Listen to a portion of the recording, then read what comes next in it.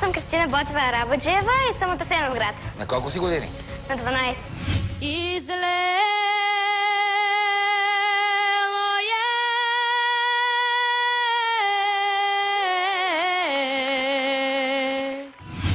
Не само силен, имаш много голям глас, което е невероятно за твоята възраст. От тебе си стане голяма певица, със сигурност. Мерси. Момичето от Асеновград има не само талант, тя има смелост да се докосне до звездния български фолклор, а това я прави истинска звезда – Кристина Арабаджиева. Всички много се радват и всеки ден, като отида на училище, ми питат кога ще те дават, хайде по-бързо. И всеки ден, като се прибера от училище, научавам се и почвам да пея, да свиря. Тя по цял ден пее, като и се скараме, че е болна и че трябва да спре да пее, тя продължава. Вечер пее, под душа пее, навсякъде пее. Комшиите постоянно наслушат, поздравяват я, като я видят на улицата и така.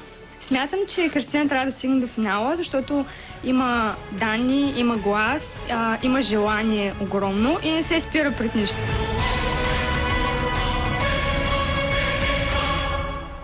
В Асеновград сигурно всички са пред екраните, а и не само там. Да се насладим на поредното изпълнение на Кристина Арабаджиева.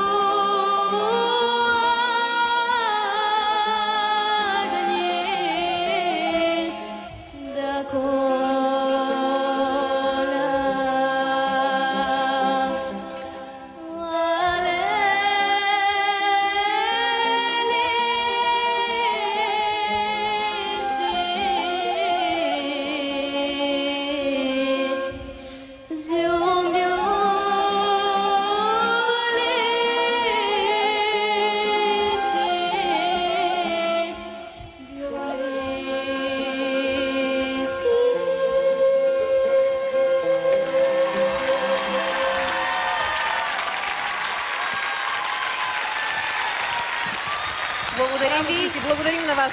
Страхотна си. Елате напред и вече. Много ми напомня на Деси Добрева с тая чистота. Тя като една фея. Хилда, нямам колебания, с теб ще започна веднага, все пак. Аз първо искам да ти кажа, че си като един ангел на тази сцена. Аз не можах да отлепа очите си от тебе и най-важното е, че имаш невероятно присъствие и когато не пееш, което също е една много трудна задача. Благодаря. За гласа ти вече ти казах на кастингите, че е изключително нещо на 12-годишно същество такъв глас. Имаше малко неточности в първата част на песента, но не съм сигурна дали това не е заради съпровода на Кавал. Но така или иначе ти си разкошна просто. Мерси. Краси? Браво, моето момиче. Имам чувство, че си елф, нали? Елфите имаха нещо повече от хората.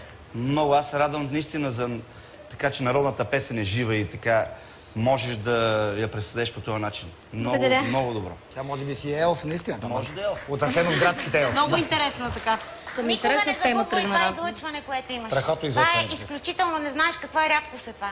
Аз пък като гледах с тези пропилери си, нещо си представях Титаник, примерно. Титаник потъва в Марица. Това е много драматично сега. Аз пак исках вентилатора да го обърнат малко насам, че е много топло. Това е друга тема. Кристина, страхотна си. Наистина страшно излъчване. Стискаме ти палци. Асеновград да се дига на оръжие и да гласува. Благодаря ви, уважаеми. Кристина очаква вашите смс-и на кратък номер 19632 за всички мобилни оператори или като се обадите на номер 090 16 30 32. Криси, благодарим ти. Благодарим ти, успех.